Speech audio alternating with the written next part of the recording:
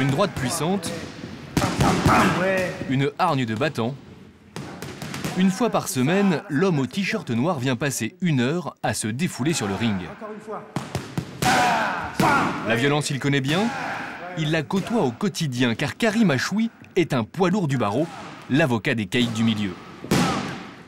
Un univers plutôt dangereux qui se rappelle à lui à chaque entraînement.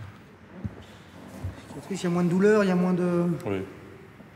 C'est bien remis, hein. Ouais, ça va mieux. Ces cicatrices sont le résultat d'une opération pour lui retirer une balle de gros calibre. T'es un battant, quoi, t'es un guerrier.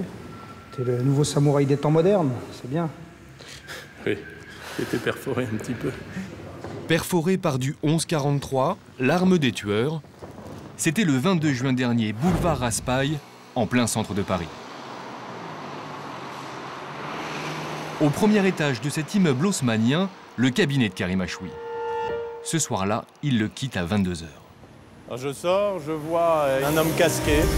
J'ai le sentiment que cette présence est relativement suspecte. Néanmoins, je me dirige vers mon véhicule.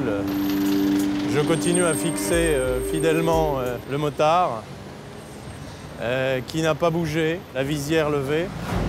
Et là, je bipe mon véhicule. Au moment où je bipe mon véhicule, il approche, il est à quelques mètres au niveau de l'arbre.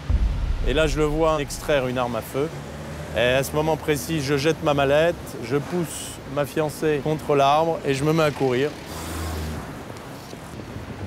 Et arrivé ici, j'en prends une dans le dos, une balle dans le dos. La deuxième balle va tomber sur la vitrine, elle va siffler près de mon oreille. Je continue à courir et là, je prends une troisième balle au niveau de la hanche.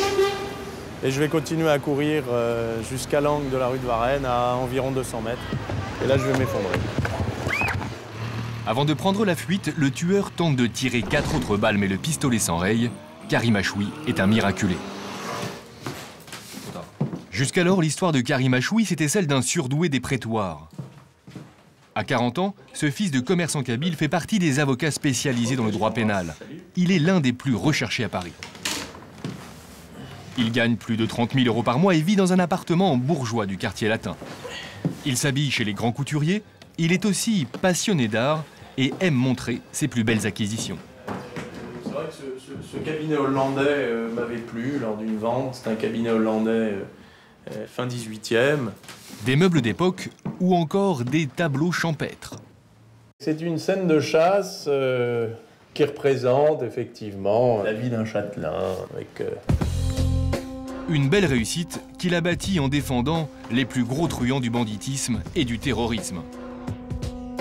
Il commence sa carrière en 1993 et dès le début, il tape dans l'œil d'un des ténors du barreau, Jacques Vergès. À l'époque, celui-ci défend Carlos, l'un des grands terroristes de son époque. Il propose à Karim Achoui de l'assister.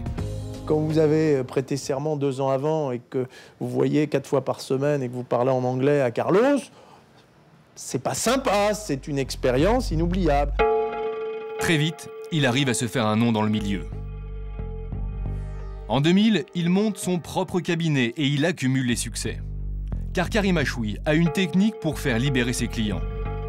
À l'époque, le code de procédure pénale vient d'être modifié. Certains policiers le connaissent mal et multiplient les erreurs dans les dossiers. Ces erreurs, Karim Achoui les exploite pour faire annuler les procédures. Alors, les plus gros caïds s'adressent à lui.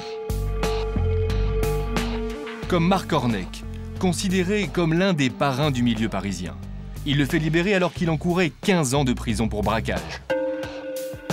Mais la jolie trajectoire de Karim Achoui va connaître un coup d'arrêt en mars 2003 à cause d'une évasion spectaculaire à la prison de Fresnes. À l'aide d'un lance-roquette, un spécialiste du braquage de fourgons blindés, Antonio Ferrara, se fait la belle. C'est un client de Karim Achoui et celui-ci est soupçonné de l'avoir aidé. Une accusation extrêmement grave pour l'avocat, il doit comparaître devant une cour d'assises en 2008. Il risque carrément la prison à perpétuité. Mais Karim Achoui n'a pas que des ennuis avec la justice. Tous les jours, il vit dans la peur. Après sa tentative d'assassinat en juin dernier, il a décidé de se payer les services d'un garde du corps, 7 500 € par mois pour une protection rapprochée 24 heures sur 24. Son ange gardien a été formé par l'armée israélienne, il est armé et l'accompagne dans chacun de ses déplacements. Là, n'importe où dans la rue, vous pourriez être une cible accessible, non? Oui, complètement. Une moto, un passager d'une voiture, un piéton, un vélo. Donc on a les yeux partout. Alors on est deux, on a 4 yeux comme ça. Toujours prêt à accélérer en cas de problème. Puis je limite les déplacements. Je sors pas le soir.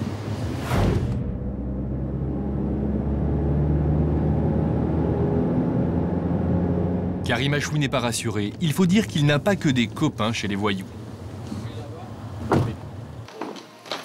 Parmi ses clients, à côté des caïds, il défend aussi des petits dealers, des délinquants de banlieue. Pour eux, les honoraires restent haut de gamme, mais il est très à l'aise sur le sujet.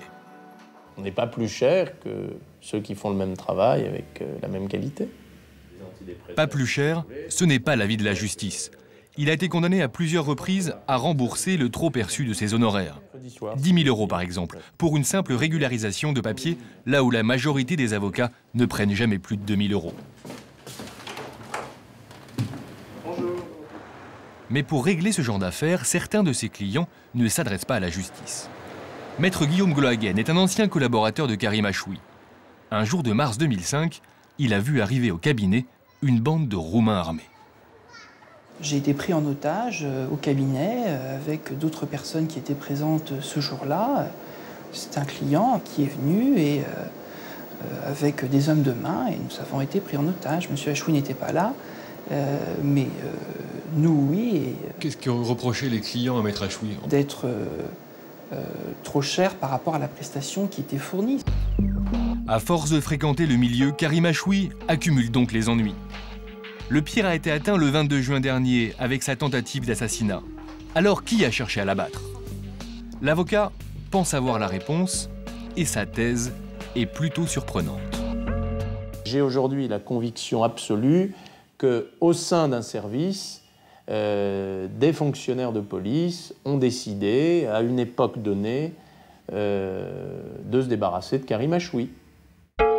Selon lui, quelques jours avant sa tentative d'assassinat, un informateur l'aurait prévenu qu'un complot se préparait contre lui. Et on vous dit que la police prépare quelque chose contre vous? Oui. Et qu'il va m'arriver quelque chose de relativement grave. Je ne vous cache pas que je ne pense pas à une tentative de meurtre ou d'assassinat. Selon lui, il aurait été victime de ses succès. En faisant libérer rapidement les plus gros truands sur de simples vices de procédure, il a réduit à néant des mois et des mois de travail d'enquête de la police. Certains policiers lui en voudraient donc au point de le faire abattre. Pour appuyer ses dires, il nous met en contact avec un ancien officier de police qui aurait participé au complot. Un complot qui aurait consisté à faire passer l'avocat pour une balance dans le milieu.